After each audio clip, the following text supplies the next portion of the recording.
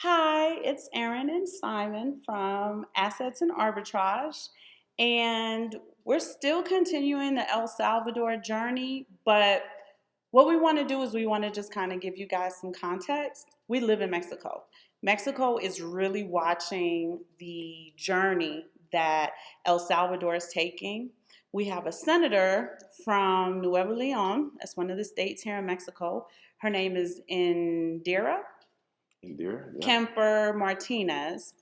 And what she's trying to do, she was at the Bitcoin conference. For those of you who were there in Miami, of course, she was at the Bitcoin conference talking about Mexico's trying to take that journey on to get Bitcoin as legal tender. And we want to get into some intimate details as to how the country's set up, why that's uber important, and some of the opportunities that you may have if you wanted to spend some time over here. Um, we're never asking anybody to move to Mexico, right? It's a little extreme. We know, we understand, but it is an option that you have in order to enjoy some arbitrage and to really do some aggressive investing. So, you want to talk about the GDP first? Well, we talked about it maybe on the last show. I think we mentioned it, Mm-hmm. talking about remittance payments. So remittance payments are just really when people from another country, for example, Mexico, would live in the United States, and they would send money back to family members, friends, and family members. Mm-hmm. So that's what remittance is. And remittance is in Mexico's top three GDP. So it's tourism, The GDP. agriculture, Mm-hmm. and remittance. Mm-hmm. So, but what you have is you have like Western Union, MoneyGram. They take so much money from the payments. And that's why Bitcoin, sending it wallet to wallet, would be so much better just to cut out that middleman. And yeah, I mean, And when we talk about DeFi, crypto, fintech, at the end of the day, it's all about that legacy banking making money off of us. They're finding ways to create debt in order to make money. mm-hmm. The remittance payments, they're no different than Chase Bank and their insufficient fund fees. Yeah. If you're not getting 2, 3, I don't even know what the number is. I think it's like $3,000 a month. Direct deposit, you have to pay for that checking account, like $10 a month or $20 a month. Somebody in the comments can give me more accurate numbers, but it's just we're making up shit in order to charge you for. So the remittance payments are no different, right? It's some type of, maybe not legacy banking, but you have these corporations who are essentially making money off of poverty. Mm-hmm. So as you work wherever you work in the United States, you have to pay that fee in order for your family member to get that money. When, like he said, when I send it wallet to wallet, you get all of that money. If you needed $150, you get the whole $150. Yep. Your family member doesn't have to send $170, or I don't even know what the percentage is depending on how much money you're sending. I remember Africa was having that problem. Yeah. Right? And now you can't even send money to Africa through Western Union because of all of the scam and fraud. Yeah. Mm-hmm. So that's another reason why they have a battery in their pack to get into the crypto so that they can get that money from the US like they used to. But back to Mexico.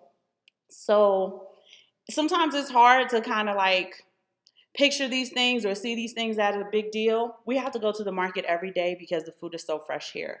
So Mexico doesn't allow for GMO products. We have to go to the supermarket every day, and I guarantee you, every Friday we go to the supermarket, the line is literally wrapped around the parking lot, around the corner, because those people are lined up to collect that money from, I think, Soriana's MoneyGram, right? Soriana, yeah, MoneyGram. Mm-hmm. Our local supermarket. And that's all over the country. because in the United States, I'm sure every Friday is somebody's payday. So people are lined up to get that money from their significant others. We are talking a multi-billion, maybe trillion, but multi-billion dollar industry off of poverty. Poverty, yep. Right? The other thing that we're looking at is 3/4 of the country, maybe more, because that's just what's documented, is completely unbanked. So it's very cash heavy. I know in the United States, we pull out our card like it's nothing. Here, you can pull out your card and they'll tell you we're a restaurant. We could be a chain restaurant. We don't accept the card as cash only. Cash only. Problem two is because a lot of the country is cash only, it's hard to get cash. You go to the ATM, ATMs are empty all over the city. So all of that heavy cash flow, and I'm talking about the pesos, that's a problem, right? There's just not enough cash to go around to deal with whatever transactions need to be dealt with. I know you were talking to me about the settlement payments in dollars because dollars are virtually non-existent here. Yeah, that's the thing we should talk about is for people in the United States, the dollar is easy to come by. You go to the ATM, you get a dollar, you get money, you get cash, you get a dollar. But when you leave the country, it's hard to come by US dollars. You can't really get US dollars like that. If you want US dollars, you have to go buy them. And They're very people expensive. like larger vendors and things like that, they want their debts settled in dollars, right? So if I owe you, let's say $10,000, I can't give you 200,000 pesos, which would be the equivalent, because the vendor would say, no, I want it in US dollars. So then I would have to go take my pesos and go buy dollars to settle my debt, which seems crazy, but that people don't want to be paid in these lesser currencies. And you're probably spending 210,000. Yep. Right? Or 220 in order to settle the debt because the dollar to peso ratio is so high, it's expensive to purchase the dollars. So just understand the inflation in that particular situation. El Salvador is different because El Salvador's currency currently, besides Bitcoin, is dollars. So when they go to settle their debts with the United States, they already have the dollars. Yep. I don't know if cash is an issue with circulation. I would like to check it out. I bet you it is, though, because a lot of them are unbanked. So I'm sure there's just not even enough dollars to really go around to do the things that they need to do. And like what she was saying, these are businesses. So basically right now, I think the dollar to peso is 20-1. So, but you'll go to a business and they'll just give you 18.5, 17, 16. because they gotta get their cut. So you're gonna lose money buying it because the business has to get their cut. And it's just, and they have to buy the dollars in order to have them to give them to you. So they have to make a profit in the meantime. So different parts of the city, you'll get decent rates, right? I'll never say really good rates because they're never really good. You're going to get decent rates. And in other parts of the city, they're going to what we call gringo. They're going to gringo the hell out of you. You need to change this, you're going to pay for it. So where if it's 1 to 20, 1 to 21, meaning $1 US to 20, 21 pesos, when you go to exchange that money, you're probably getting it 1 to 16 pesos. The euro's even worse because the euro is more than the dollar. You're going to get even worse rate when you try to transfer it because those are even harder to get than dollars. Obviously, Europe is a lot further away. It's not our neighbor next door. So with Kemper Martinez, the senator, looking at Bitcoin, that is actually, I'm not sure why it's not getting the propaganda it should be getting. It's not getting the media attention it should be getting. I have my ideas. We always talk about, how America is very on top of their censor media. But I mean, that's huge. Also, the corruption here in Mexico. So banks in Mexico do not work like banks in the United States. There's a lot of laws. If a teller steals money from your account, she's getting fired today. They're going to find it. They'll see the transaction on the logs. That's not the case in Mexico. There's been numerous cases of a teller going into an account, seeing there's a whole bunch of money there, taking whatever she needs. Yeah, she gets fired, but there really aren't any punitive actions against her. We've seen a case where a gentleman, he was a significant investor. He had a couple million US dollars in the account. That was at Monex. You remember that? Yep. The bank stole like 1.3 million from him. And he really didn't have any. He had no recourse. He had no recourse. No right? recourse at all. So when you guys ask about real estate in Mexico, when you guys like, we want to buy property, I'm like, no. You want property? Get Bitcoin. Bitcoin is taxed as property. It is property in cyberspace. Mm-hmm. I know that as African Americans, we have the idea that we need to own something physical because for a long time we had nothing. We really have to shift into the technological era that we live in. Now property is virtual, it's in cyberspace, and that's what Bitcoin's all about. If the IRS is going to tax your Bitcoin like they would tax your house, then say, hey, well, first let me back up. Let's backtrack. Okay. People think houses are assets.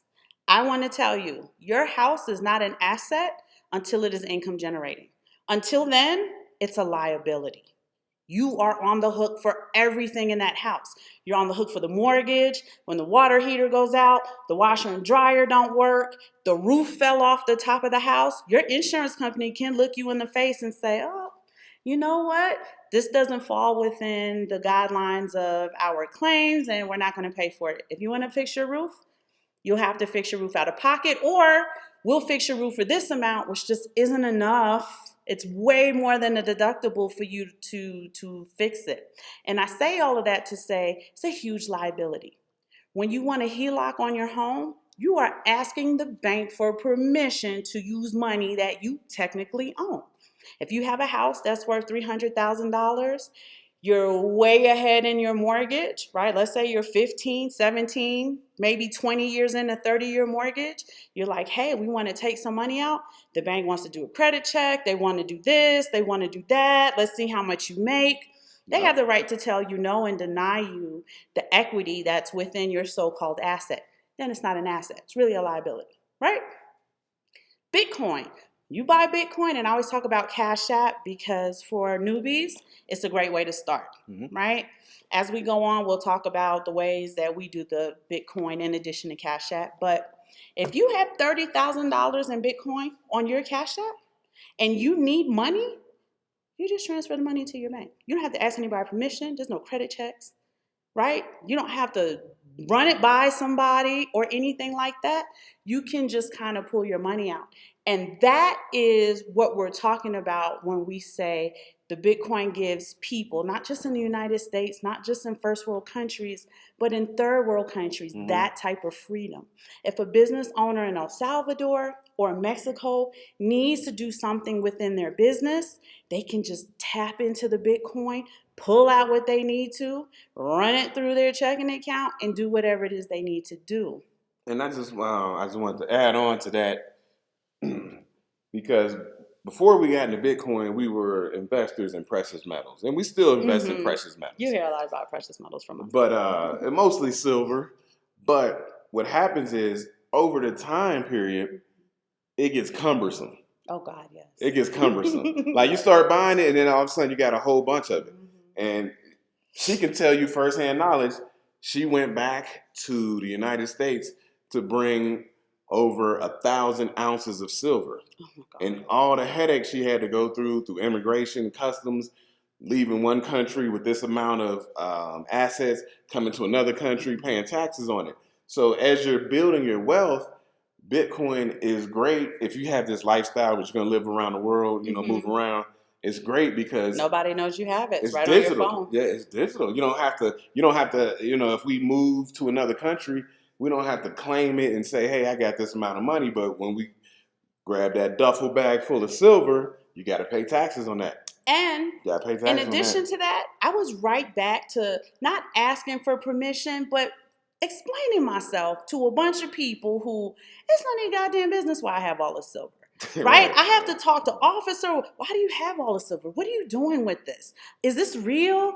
We need to Real. look at it. We need to do this. And person after person is pulling me to the side.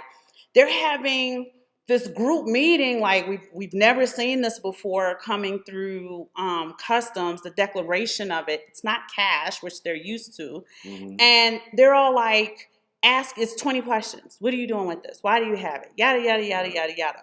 And as an adult, I mean, I felt like a child explaining why I'm doing something. As an adult, I am like, okay, it's my silver because I like it. Like I had an attitude now, right? I don't care how much English you guys got. I'm not even doing the Spanish with you now because I'm really upset.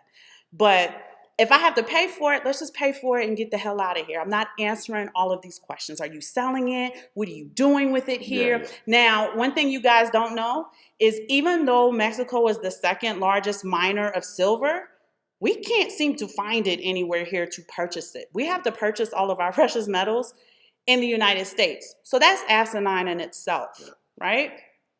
And we're going to get back to the point, I promise. But all of these little facets are important as we're taking this journey and just understanding like we are looking for a very specific freedom, right? We don't want to ask for permission. I don't want to explain myself to anybody. I'm a grown ass woman. I have what I have. I paid for it. I have the receipts. Don't worry about anything else. I'll pay the taxes on it, whatever it's due. We have a company. I'll write that off, right? I can't write the purchase of the silver off, but I can write the declaration of the silver off. Mm-hmm. So that goes into having something physical. Now, silver, I'm not giving up. But for those of you who are interested in purchasing property, we highly, highly, highly suggest that you just kind of shift your perspective and just push all of that effort and motivation into Bitcoin. Property here in Mexico, you don't have the rights of a U.S. citizen.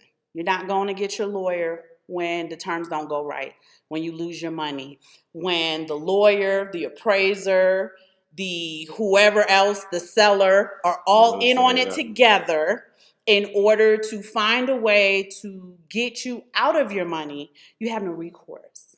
Mm-hmm. And a lot of you are telling us, we want to have an Airbnb, we want to buy property in Mexico. We're not financial advisors. We do not give out financial advice. I'm telling you right now, it's a really bad decision, right? If you were going to put 50,000 US dollars into a condo, into an Airbnb, whatever it is, put that in a Bitcoin where you can touch it whenever you need to. The other thing about HELOCs is that we were talking about is if you wanted it, you got to take out a substantial amount of money. I may not need $55,000. I may only need $4,000. Well, yeah, and that's the thing I talk about a lot as far as insurance. So in the last 2 years we had to deal with Deaths of our death of our parents. parents, right?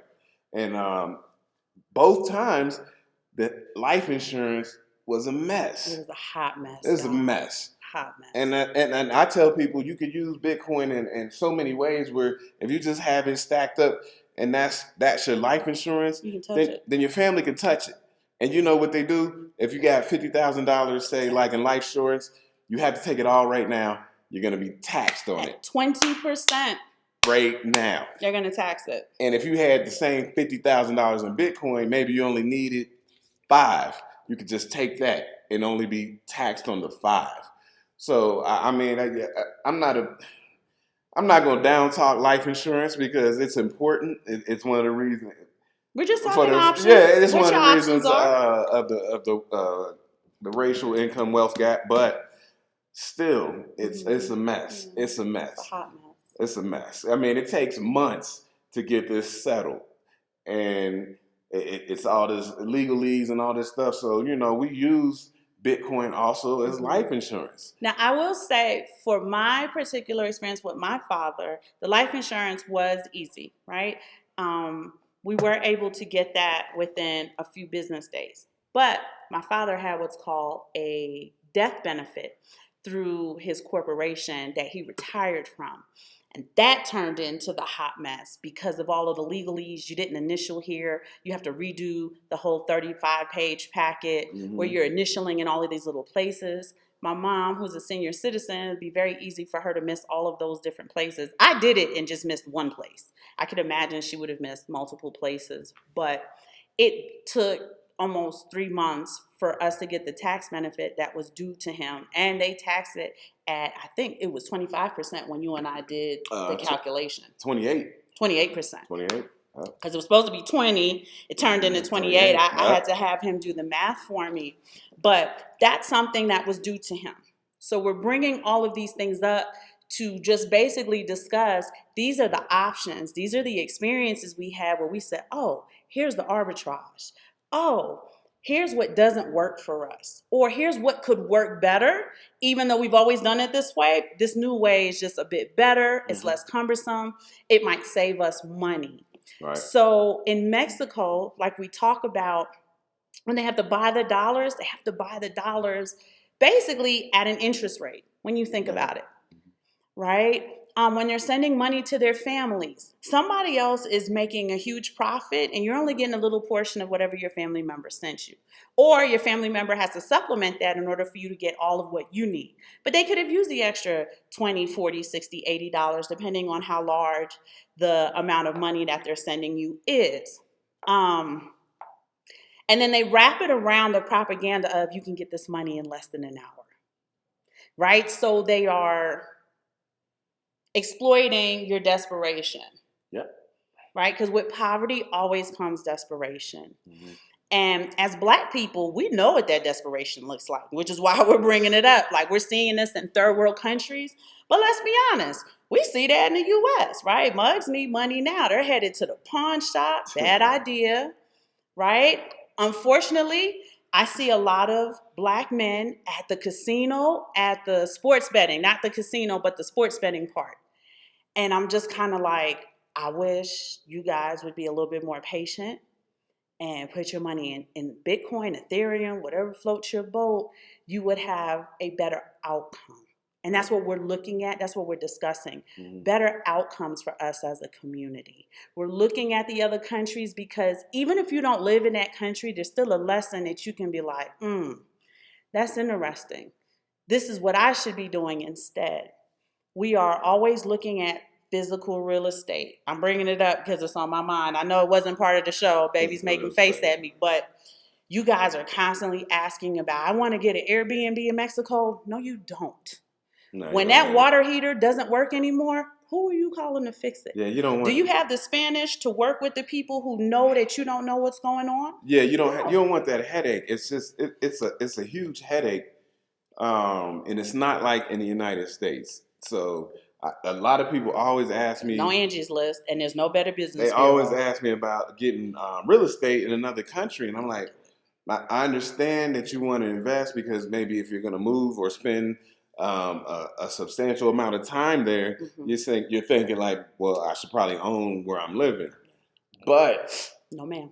It's yeah, no, ma'am. I frown upon it. Do whatever you want to do, but I frown upon getting real estate in these other countries because the legal terms are different. The people know that you don't know everything that's going on. And they'll exploit that. And they'll exploit you, like she said. And let's take that a step further. A lot of people have no idea what's going on in the country they live in politically. You surely don't know what's going on politically in a foreign country because you're there. You're not of them. You know what I mean? You're just kind of there hanging out. When political unrest is starting, you may not be aware of it and not realize it until, the shit really hits the fan. The government can take that property just like, what's it called in the United States? Eminent domain. So what she's talking about is Mexico's a pretty big country. So you'd be okay right there. But you got these smaller countries, these Costa Rica, Ecuador, Nicaragua. We can name all of them. Belize. Their whole political thing can just change on a dime. In a heartbeat. And it's like, oh, we got a new president. Everything changed. It can take an assassination. Yeah. Like, they don't have Secret Service. Our president has Secret Service. So you want to really protect yourself we want to protect yourself. You want to be strategic. So one of the things that we like to do, I'm a chess player. We have our kids in chess academy, and it's not about being a great chess player. I'm not trying to be some grandmaster, but it's about being strategic and knowing the moves you need to make. Right? So you're like, oh, what they say in chess, you need to be 6 or 7 moves ahead. So you need to be kind of looking at the landscape and saying, I need to be here, here, and here. And that's all we're saying. Be strategic with how you're going to do it. Property, man, I frown upon it, but we don't suggest but I would like to see people with Bitcoin, and you'll see that more with younger people. They're going to have digital assets anyway. The property thing is more of a, at this point, like a baby boomer Gen X thing. But younger people, millennials, and then all those people younger than that, they're not going to be big on property. So eventually, as time goes on, it will just be digital assets. But a lot of people ask us about, like, hey, can I buy an apartment down here? And then I said, you can, but I wouldn't suggest it. The other thing is, if you do get property overseas and you're ready to sell that property, what does the market look like? Can the market afford to buy the property back from you? Does the market want the property back from you? Can the market afford to upkeep the property that you put all of that money into and had to? So you have all of these different dynamics that for us, it's, like I said, if your property is $50,000, you can have your 50 right on here. When you're ready to touch 2,000, you sell it. If you need to touch 30,000, you sell it. Yep. And we're going to talk about